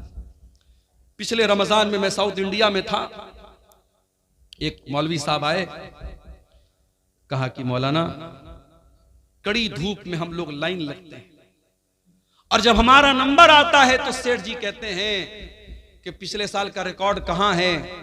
पिछले साल का रिकॉर्ड हमने दिखाया तो कहते इस पर मदरसे की मुहर नहीं लगी है, जाओ। 2-2 घंटा धूप में लगने के बाद वो बेचारा मौलवी जो किसी प्राइवेट मदरसे में पढ़ा रहा था और उसका चंदा करने वो बेंगलोर और गुजरात गया था, 3-3 घंटा लाइन में लगने के बाद उसको वापस कर दिया जाता है और बेचारा वो नाकाम लौट जाता है। ये हालात देख करके मेरे साथियों खून के आंसू रोने का दिल चाहता है। ये ज़कात कोई टैक्स नहीं है जिसे वसूलने के लिए लोगों के दरवाजों पर जाया जाए। होना तो ये चाहिए था ज़कात देने वाले खुद ऐसा सिस्टम बनाते कि जहां ज़कात के हकदार हैं ज़कात वहां तक पहुंचती। यहां तो बेचारे मौलवी धक्के खा खा के ज़कात वसूल रहे हैं। मेरे प्यारे साथियों, अपने माल की ज़कात निकालो और सही तरीके से अपने माल की ज़कात निकालो। अगर आपके पास 85 ग्राम सोना है, अगर आपके पास 595 ग्राम चांदी है, अगर आपके बैंक बैलेंस में आपके पास कैश रकम में इतना पैसा है जो 595 ग्राम चांदी के बराबर है, तो आपके पास अगर वो माल 1 साल तक रहता है तो उसकी ज़कात आपको देना है। और ऐ मेरी प्यारी माओ बहनों, ये भी याद रखिए, आपने सोने का जो जेवर पहना हुआ है और आपने अलमारी में जो रखा हुआ है वो सब पर आपको ज़कात देना है। कोई ये ना सोचे कि जो मैं पहनती हूं उस पर ज़कात नहीं देना है, सब पर आपको ज़कात देना है। और अगर आपने अपने सोने चांदी की ज़कात नहीं निकाली तो अंजाम क्या होगा? अल्लाह फरमाता है वल्लज़ीन यकनिज़ून अज़्ज़हब वल फ़िज़्ज़ा वला युनफ़िक़ूनहा फ़ी सबीलिल्लाहि फ़बश्शिरहुम बिअज़ाबिन अलीम। जो लोग सोना चांदी इकट्ठा करते हैं और उसकी ज़कात नहीं निकालते हैं उनको दर्दनाक अज़ाब दिया जाएगा। यौमा युहमा अलैहा फ़ी नारी जहन्नम फतुक्वा बिहा जिबाहुहुम व जुनूबुहुम व ज़ुहूरुहुम। क़यामत के दिन वही सोना चांदी जहन्नम की आग में तपाया जाएगा, उससे उनकी पेशानी को दागा जाएगा, उससे उनके पहलू को दागा जाएगा, उससे उनकी पीठ को दागा जाएगा और कहा जाएगा हाज़ा मा कनज़्तुम लिअन्फुसिकुम फज़ूक़ू मा कुन्तुम तकनिज़ून। ये सोना चांदी जिसकी तुमने ज़कात नहीं निकाली थी, आज उसको अल्लाह ताला ने जहन्नम की आग बना दिया है। आज अजाब का मजा चखो। मेरे प्यारे साथियों, इसलिए अपने माल की सही ज़कात निकालिए और ये बात याद रखिए, ज़कात कोई टैक्स नहीं है। ज़कात आपके माल के मैल कुचैल को पाक करती है। ज़कात हमारे माल की बरकत को खत्म नहीं होने देती है, आपके माल की सुरक्षा करती है, आपके माल की हिफाजत करती है। इसीलिए अल्लाह कुरान में अपने नबी से कहता है खुज़ मिन अम्वालिहिम सदक़तन तुतहिरुहुम व तुज़क्कीहिम। ऐ नबी, आप लोगों के माल में से ज़कात लीजिए, ये ज़कात उनके माल को पाक करेगी। बिजनेसमैन लोगों से एक बात कहना चाहता हूं, बिजनेसमैन के पास जितना भी माल तिजारत है उस पर उसको ज़कात देना है। मिसाल के तौर पे अगर हमारे दुकान में 10 लाख का माल है तो 10 लाख के माल पे हमको ज़कात देना है। हाँ, मार्केट से जो पैसा हमको लेना है उसको हम माइनस करेंगे और मार्केट में जो पैसा हमको देना है वो माइनस करेंगे, जो लेना है उसको प्लस करेंगे और पूरे माल तिजारत को ऐड करके उसकी ज़कात हमें निकालना है। इसी तरीके से अगर आपने कोई जमीन खरीदी है और आपने जमीन इस मकसद के लिए खरीदी है कि जमीन का दाम बढ़ जाएगा तो हम बेच देंगे, अगर आपने जमीन को बेचने के मकसद से लिया है तो उस जमीन की भी आपको ज़कात देना पड़ेगा। हाँ, अगर आपने जमीन लिया है मकान बनाने के लिए, बच्चों के रहने के लिए, तो उस पर आपको ज़कात नहीं देना है। अपनी जरूरत की चीजों पर भी आपको ज़कात नहीं देना है। 1.5 लाख का मोबाइल आता है, एप्पल का आईफोन आता है, सैमसंग का अल्ट्रा आता है, 1.25 लाख का 1.5 लाख का मोबाइल आता है। 1.5 लाख के मोबाइल पर आपको कोई ज़कात नहीं देना है। 10 लाख की आपके पास 40 लाख की कार है, कार पे आपको कोई ज़कात नहीं देना है। 50 लाख का आपके पास घर है जिसमें आप रहते हैं, उस घर के ऊपर आपको कोई ज़कात नहीं देना है। जो आपकी जरूरत की चीजें हैं, जाती चीजें, उस पर आपको कोई ज़कात नहीं देना है। लेकिन हाँ, जो बिजनेस एसेट है, जो माल तिजारत है, उस पर आपको ज़कात देना है। और कोशिश कीजिए कि अपने माल की पूरी पूरी ज़कात रमज़ान में निकाल दीजिए। और घर की औरतों को भी कुछ पैसा दे दीजिए कि कोई मांगने वाली आए, कोई ज़रूरतमंद आए तो घर की औरतें भी कुछ अल्लाह की राह में सदका खैरात करें। ये माहौल मेरे प्यारे साथियों रमज़ान में अपने घरों का हमें बनाना चाहिए। अल्लाह के नबी सल्लल्लाहु अलैहि वसल्लम की बीवियों से कुरान कहता है कि ऐ नबी की बीवियों, अक़िमनस्सलात व आतीन ज़कात, तुम नमाज कायम किया करो, तुम ज़कात अदा किया करो। इसका मतलब कि औरत को भी ज़कात अपने माल की देना चाहिए। अगर औरत के पास अपना जेवर है, औरतों को जो मायके से मिलता है जेवर, वो औरत का अपना जेवर होता है। अगर शौहर ज़कात निकाल दे तो अच्छी बात है, अगर शौहर ज़कात नहीं निकालता है तो बीवी को खुद उसकी ज़कात निकालनी पड़ेगी। अगर अपना जेवर बेच के भी निकालना पड़े तो देना पड़ेगा। ज़कात दिए बगैर चारा नहीं है। और अगर हम जानबूझ के ज़कात नहीं निकालेंगे, अल्लाह के यहाँ बहुत दर्दनाक अजाब होगा। मेरे प्यारे साथियों, रमजान के इस मुबारक महीने में एक काम हमें और करना रहता है, जिसको एतिकाफ बोलते हैं। एतिकाफ का मतलब होता है अपने आप को मस्जिद के अंदर कैद कर लेना। रमजान के आखिरी अशरे में 10 दिन तक इंसान एतिकाफ करता है। नबी की सुन्नत है, मगर ये मसला याद रखो, औरतें भी अगर एतिकाफ करेंगी तो मस्जिद में करेंगी। अगर औरतों के लिए मस्जिद में पर्दे का इंतजाम है, सुरक्षा का इंतजाम है, तो मस्जिद में एतिकाफ करेंगी। और अगर मस्जिद में इंतजाम नहीं है तो औरतों को मायूस होने की जरूरत नहीं है, वो और नेकी के काम करें, उनको एतिकाफ करने की जरूरत नहीं है। एतिकाफ अगर होगा तो मस्जिद में होगा, इसलिए कि अल्लाह के नबी से कहीं और एतिकाफ करने का सबूत नहीं मिलता है। और इत्तिकाफ कौन करेगा? आज तो हालात ये है, पूरे पूरे गांव में कोई इत्तिकाफ नहीं करता है। पूरी अहले हदीसों की बस्ती है, कुरान और सुन्नत पर चलने वालों की बस्ती है, लेकिन पूरी बस्ती में एक आदमी भी इत्तिकाफ नहीं करता है। अफसोस की बात है। मैंने मुंबई में देखा, मैंने कर्नाटक में देखा, मैंने तमिलनाडु में देखा, मस्जिद में 20-20 नौजवान, बिल्कुल हट्टे कट्टे नौजवान, वो आते हैं इत्तिकाफ में बैठते हैं। औरतों के लिए इंतजाम मैंने देखा, पर्दे का इंतजाम है, वो इत्तिकाफ करती हैं। मेरे प्यारे साथियों, जज्बा होना चाहिए आपके अंदर। और इत्तिकाफ वो आदमी, आज हमारे यहाँ कोई करता भी तो कौन करता है? जो बिल्कुल समाज में रिटायर हो चुका है, वो इत्तिकाफ करता है। अरे जो बिजनेसमैन है, जो एक्टिव है, जो अपने दुनिया की कुर्बानी दे के इत्तिकाफ करे, वो असल इत्तिकाफ करता है। मेरे साथ ये एक पर्चा आया है मेरे सामने। हमारे इलाके में एक घर है जिसमें हर दिन 2 से 4 मरतबा अपने आप आग लग रही है। लोग 20 दिनों से बहुत परेशान हैं। वजह क्या है? जरा इस मसले पर रोशनी डालेगा। देखिए, कभी कभी कुछ चीजों की वजह नॉर्मल होती है, लेकिन हम वजह कुछ और समझते हैं। हम बाइक से जा रहे हैं, बिल्ली ने रास्ता काटा, हम कहते हैं मौलवी साहब बिल्ली ने रास्ता क्यों काटा? अरे बिल्ली को जाना था कहीं, वो जा रही थी, उसमें क्या मसला है? आग लग रही है तो आग लगने की कोई वजह है। अब कुछ लोग उसको जबरदस्ती कि साहब वहां कुछ शैतान का मामला है, ये है वो, ऐसा कुछ नहीं है। अगर आपको ये लग रहा है कि ये आग जो लग रही है नॉर्मल कोई वजह नहीं है, आप वहां कुरान पढ़िए, उस घर में अल्लाह का जिक्र कीजिए, कुरान पढ़िए, नमाज पढ़िए। उसके बाद कौन से शैतान की मजाल है कि वहां अपनी कोई हरकत कर सके? और आग अगर लगती है तो कहीं ना कहीं लापरवाही से लगती है। अल्लाह के नबी की हदीस है कि रात में सोने के पहले चिराग बंद करो। हमारे यहाँ लोग सर्दियों में हीटर जलाते हैं और हीटर चलाए चलाए सो जाते, कितनी जगह एक्सीडेंट हो जाता है। जो नबी की हदीस है, जो नबी का फरमान है, उस पर हमेशा हमें अमल करना है। रात में जो भी आग से रिलेटेड चीजें, चाहे गैस का चूल्हा हो, चाहे चिराग की बत्ती हो, चाहे हीटर हो, सब बंद करके सोना चाहिए।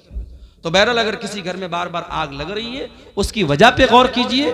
कोई हर चीज के पीछे कोई दूसरी वजह सोचना और समझना ये मुनासिब नहीं है। वल्लाहु आलम बिस्सवाब। ज़कात के माल से क्या मदरसे के उस्ताद, क्या इतना ही लिखा है? मदरसे के उस्ताद को शायद ये पूछना चाह रहे कि मदरसे के उस्ताद को तनख्वाह दे सकते हैं कि नहीं। देखिए, जो भी हमारे यहाँ दीनी मदरसे हैं, उलमा का एक बड़ा तबका, उलमा की एक बड़ी जमात का ये मानना है कि हिंदुस्तान के माहौल में जो दीनी मदरसे हैं ये फी सबीलिल्लाह के अंदर आते हैं। जो कुरान में अल्लाह ताला ने ज़कात किसको देना है, 8 जगहों पे ज़कात का पैसा दे सकते हैं। उसमें एक जगह है फी सबीलिल्लाह, अल्लाह की राह में भी ज़कात का पैसा दे सकते हैं। तो उलमा की एक बड़ी जमात का कहना है कि मदरसा जहां दीनी तालीम होती है वहां पे हम ज़कात दे सकते हैं, क्योंकि वो फी सबीलिल्लाह के अंदर आता है। अगर मदरसे में गरीब बच्चे पढ़ते तब तो कोई शक की बात नहीं, ज़कात दे ही सकते हैं। अगर मदरसे में खुशहाल बच्चे भी पढ़ते हैं, तब भी ज़कात की रकम दी जा सकती है। क्यों? क्योंकि मदरसों का असल मकसद क्या है? अल्लाह के दीन की तबलीग करना, लिहाजा वहां ज़कात की रकम दी जा सकती है। लेकिन इस तरीके के मदरसे जहां ज़कात की रकम दी जाती है, वहां अगर ऐसे बच्चे पढ़ते हैं जिनके बाप खुशहाल हैं, तो उनको ये चाहिए कि खुराकी वगैरह की वो फीस दे दें, ताकि वो ज़कात के अंदर किसी तरीके के डाउट से वो बच जाए। हदीस के मुताबिक इफ्तारी में जल्दी करने का हुक्म है, लेकिन हमारे इलाके में एक ही जगह में अहनाफ कुछ और अहले हदीस हजरात कुछ औकात में इफ्तारी करते हैं। उसकी क्या वजह हो सकती है? क्या इसमें भी अव्वल और आखिर वक्त का मसला है, यानी 2 से 4 मिनट? अहनाफ के यहाँ जबरदस्ती सिर्फ एहतियात के नाम पे 2-4 मिनट लेट किया जाता है, उसकी कोई दलील नहीं है। जो जंतरी के औकात है बहुत सोच समझ करके हिसाब व किताब करके बनाए गए हैं। नबी के ज़माने में जंतरी नहीं थी, नबी के ज़माने में घड़ी नहीं थी, आसमान देख करके लोग इफ्तार करते थे। आज तो अल्हम्दुलिल्लाह घड़ी है और जंतरी में बाकायदा पूरा तहकीक करने के बाद इफ्तार का टाइम तय किया गया है। वो उसमें ताखिर करने का कोई जो है मतलब नहीं है। जो लोग एहतियात के नाम पर देर करते हैं वो ठीक नहीं है। क्या सहरी के लिए माइक में ऐलान करना सही है? सहरी के लिए, सहरी खत्म करने के लिए अजान होती है, वो काफी है, अलग से कोई माइक से ऐलान करना ठीक नहीं है। रोजे की हालत में खून चेक कराना कैसा? करा सकते हैं, खून की जांच करा सकते हैं, कोई हरज की बात नहीं। क्या मस्जिद के माइक में गजल हमद पढ़ना सही है? गजल हमद जो है ये अगर अच्छा कलाम है और मान लीजिए कि मस्जिद में कोई प्रोग्राम वगैरह हो रहा है तो उस मौके पर तो पढ़ सकते हैं। ऐसे ही नॉर्मली जो है लाउड स्पीकर से गजल और हमद पढ़ना ये ठीक नहीं है, ये दूसरों को तकलीफ पहुंचाने वाली बात होगी। क्या लिखा है? कय के होने से क्या रोजा टूट जाता? अगर बीमारी की वजह से उल्टी होगी किसी को तो खुद से जो उल्टी हो जाती है उससे रोजा नहीं टूटता है, उल्टी होने से रोजा नहीं टूटता है। हाँ, कोई जानबूझ करके अपने मुंह में हाथ डाल के उल्टी करे तो उससे रोजा टूट जाएगा, लेकिन जो खुद से बीमारी की वजह से उल्टी होती है उससे रोजा नहीं टूटेगा। क्या झूठ बोलने से रोजा टूट जाता है? झूठ बोलने से रोजा टूटता नहीं है, मगर झूठ बोलना रोजे की हालत में हराम है। अल्लाह के नबी ने फरमाया अगर कोई आदमी रोजा रख करके भी झूठ बोलता है तो फिर अल्लाह ताला को उसके रोजे की कोई जरूरत नहीं है। इफ्तार कराने से कितना सवाब मिलता है? आप जिसको इफ्तार कराएंगे उसको उसके रोजे का पूरा सवाब मिलेगा और उतना ही सवाब आपको भी मिलेगा। इसलिए कोशिश ये कीजिए कि रमजान में रोजाना एक आदमी को अपने साथ बिठा के इफ्तार कराइए ताकि आपको हर रोजे का डबल सवाब मिले। लेकिन यहाँ जो इफ्तार करने आएगा आपके घर में वो बेचारा कहीं ये ना सोचे कि मेरे सवाब में कोई कमी आएगी, उसको पूरा सवाब मिलेगा, लेकिन इफ्तार कराने वाले को डबल सवाब मिलेगा। सहरी के लिए वजू करना जरूरी है? नहीं, वजू भी जरूरी नहीं है, बल्कि नापाकी की हालत में भी आप सहरी कर सकते हैं, लेकिन हाँ फौरन गुस्ल करके आप जमात से फजर की नमाज पढ़ेंगे। तो ये चंद मसाइल थे। हम अल्लाह ताला से दुआ करते हैं रब्बुल आलमीन हमें आने वाले रमजान का हक अदा करने की तौफीक अता फरमाए। रब्बुल आलमीन। अस्सलामु अलैकुम वरहमतुल्लाहि वबरकातुहू। शेख मोहतरम, एक सवाल मैं लगभग 1-2 साल से लेकर के घूम रहा हूँ कि एक छोटी बस्ती है जिसमें एक जुमे की मस्जिद है, उसके बगल में ही मतलब सट करके ही रूम मदरसे के बनाया हुआ है। अगर उस मस्जिद में के मतलब मदरसे रूम में औरत जुमा या तरावी या ईदैन की नमाज उसमें पढ़ेगी तो होगी या नहीं? इन्होंने पूछा है कि मस्जिद के सटा हुआ कोई मदरसे की ज़मीन है, उसमें औरतें अगर जुमा में आ जाती हैं या ईदैन में आ जाती हैं तो नमाज पढ़ सकती हैं या नहीं। अगर मस्जिद और वो मदरसे की जो ज़मीन है वो सटी हुई है, बीच में कोई गैप नहीं है, तब तो नमाज हो जाएगी। और अगर गैप है बीच में कोई गली है और दोनों सटा हुआ नहीं है, तब फिर ये मसला गड़बड़ है, तब उसमें नमाज पढ़ना ये ठीक नहीं है। लेकिन अगर इमारत दोनों की सटी हुई है और मस्जिद में अभी तौसी की गुंजाइश नहीं, तो मस्जिद मदरसे में भी औरतें जुमा की नमाज भी पढ़ सकती हैं और ईदैन की नमाज भी पढ़ सकती हैं। वल्लाहु आलम बिस्सवाब। ठीक है, अल्लाह ताला हम सबको नेक अमल अच्छी समझ की तौफीक अता फरमाए। आने वाले रमज़ान को हमारी ज़िंदगी का बेहतरीन रमज़ान बना दे। अल्लाह ताला जो लोग बीमार हैं उनको सेहत और तंदुरुस्ती दे ताकि वो आसानी के साथ रमज़ान का रोज़ा रख सकें। रब्बुल आलमीन हम सब के यहाँ जमा होने को कबूल फरमाए। आमीन व आखिर दावाना अनिल हम्दुलिल्लाहि रब्बिल आलमीन। अस्सलामु अलैकुम व रहमतुल्लाहि। जहाँ खुद है गम गुसार ला तहज़नू अला मा लैसा मिन करार, गमगीन का खुदाए जहां खुद है गमगुसार। फिरऔन को भरोसा था लश्कर की बात पर, मूसा को था भरोसा फकत रब की जात पर। फिरऔन गर्क हो गया, मूसा हुए हैं पार, गमगीन का खुदाए जहां खुद है गमगुसार। रब के हुजूर झुक गए पांव, जमा लिया दिलगीर हो के हाथ दुआ को उठा लिया। रब के हुजूर झुक गए पांव जमा लिया, दिलगीर हो के हाथ दुआ को उठा लिया। नुसरत को फिर फरिश्ते उतर आए बेशुमार, गमगीन का खुदाए जहां खुद है गमगुसार। नमरूद ने खलील को आतिश में डालकर सोचा कि अब खलील का किस्सा है मुख्तसर, लेकिन खुदा के हुक्म से गुलशन बनी वो नार, गमगीन का खुदाए जहां खुद है गमगुसार। सिद्को वफा की राह में बस चलते जाइए, बनकर चराग दीन नबी जलते जाइए। सिद्को वफा की राह में बस चलते जाइए, बनकर चराग दीन नबी जलते जाइए। बस हारता वही है जो खुद मानता है हार, गमगीन का खुदाए जहां खुद है गमगुसार। खुशियां गुलाम बन के तेरे घर में आएंगी, गम की ये आंधियां न तुझे फिर सताएंगी। खुशियां गुलाम बन के तेरे घर में आएंगी, गम की ये आंधियां न तुझे फिर सताएंगी। सबसे अजीम रब को बना ले तू अपना यार, सबसे अजीम रब को बना ले तू अपना यार। गमगीन गमगीन का खुदाए जहां खुद है गमगुसार।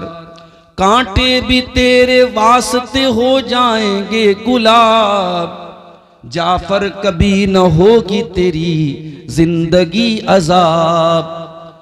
कांटे भी तेरे वास्ते हो जाएंगे गुलाब, जाफर कभी न होगी तेरी जिंदगी अजाब।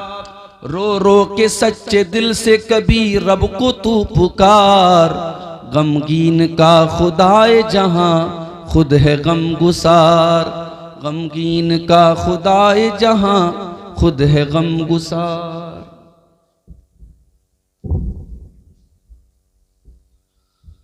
सदर मोहतरम, उलमाए किराम, मोहतरम बुजुर्गों, नौजवान साथियों, हमारे अजीज दोस्त शेख नौशाद सलफ़ी हफ़िज़हुल्लाह की दावत पर उनके इदारे मदरसा अम्मारिया के सालाना प्रोग्राम में लगातार तीसरी मर्तबा शामिल होने का मौका आज नसीब हो रहा है। इसमें कोई शक नहीं, इलाका बहुत पसमानदा है। बड़ी मुसीबतों और मुश्किलों के बाद एक ऐसे इलाके में जहां आमदो रफ्त के जराए भी बहुत महदूद हैं, मेरा ख्याल है कि जलसागाह तक 4 व्हीलर से भी शायद नहीं आया जा सकता। मैं कुछ दूरी पर मैं ठहरा हुआ था, वहां से जो भाई हमको लेके आए उन्होंने कहा कि मौलाना हमारे पास 4 व्हीलर है मगर हम वहां लेके नहीं जा सकते, रास्ता नहीं है 4 व्हीलर का। ऐसे पसमानदा इलाके में जो नेपाल की बॉर्डर से बिल्कुल सटा हुआ इलाका है और गरीब इलाका है, पसमानदा इलाका है, लेकिन एक दर्द है, कौम के बच्चे जाहिल न रहें, कौम के बच्चे अनपढ़ न रहें, इल्म की शमा रोशन होती रहे, बच्चे पढ़ें, बढ़ें, आगे बढ़ें, माँ बाप का नाम रोशन करें। ये बिरादरी, ये समाज, शेरशाहबादी समाज, इसमें भी तालीम आम हो, इसमें भी पढ़े लिखे लोग पैदा हों। ऐसा ना हो कि बाप मजदूर है तो बेटा भी मजदूर बने, बाप अगर गरीब है तो बेटा भी वैसे ही गरीब रहे। इस सोच के साथ हमारे नौशाद भाई ने ये मदरसा यहाँ कायम किया। और हम जानते हैं हर इलाके में आप जितना भी अच्छा काम कर लें, अगर 10 लोग आपकी तारीफ करने वाले हैं तो 10 लोग आपकी टांग खींचने वाले भी जरूर रहेंगे। आप बेहतरीन से बेहतरीन काम कर लें और आप ये तवक्को रखें और ये उम्मीद रखें कि सारे लोग आपके सपोर्ट में खड़े हो जाएंगे, ये पॉसिबल नहीं है। इस दुनिया ने हर दौर में अच्छे काम करने वालों की राह में कांटे बिछाए।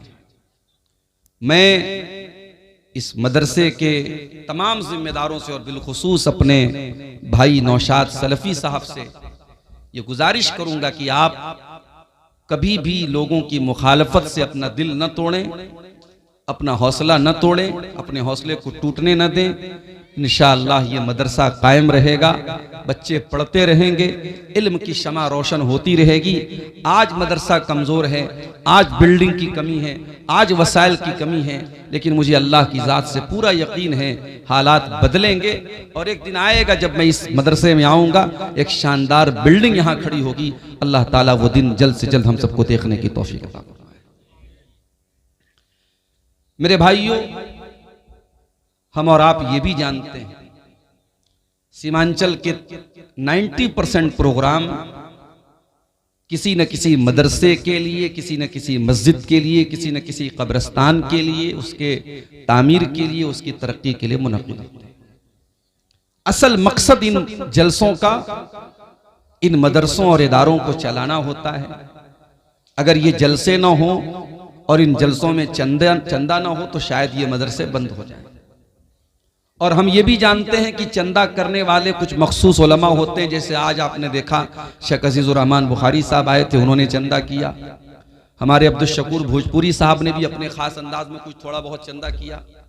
चंदा करना भी एक ट्रिक है, एक फन है, वो सबके बस की बात नहीं है। मैं वो फन नहीं जानता, हुनर नहीं जानता, लेकिन मैं चूंकि आप मुझसे मोहब्बत रखते हैं, अकीदत रखते हैं और मैं लगातार तीसरी मरतबा आपके गाँव में आया हूँ, मेरी भी आप सबसे अदबन गुजारिश है कि आपसे जो भी हो सके 10, 20, 100, 50, 500 जो भी आपको अल्लाह ताला ने तौफीक दी है, आप जलसे से जाने के पहले जरूर इस इदारे का ताउन करके जाएंगे। और मैं इस दुआ के साथ मैं यकीन रखता हूं कि इंशाअल्लाह आप जो भी अपनी कमाई का हिस्सा यहाँ देंगे वो सही जगह खर्च होगा और उसका अज्र अल्लाह ताला के आपको जरूर मिलेगा इंशाअल्लाह। मेरे भाइयों, आज अंग्रेजी कैलेंडर की 17 तारीख है और इस्लामी कैलेंडर के हिसाब से आज 28 तारीख थी। शाम के बाद 29 तारीख शुरू हो चुकी है और कल पूरी उम्मीद है कि रमजान का चांद नजर आ जाएगा। शाबान की 29वीं तारीख स्टार्ट हो चुकी है और कल रमजान का चांद नजर आ जाएगा। आज सऊदी अरब वगैरह में चांद नजर आ चुका है और इंशाअल्लाह कल वहां पहला रोजा है, आज वहां पहली तरावी पढ़ी जा रही है।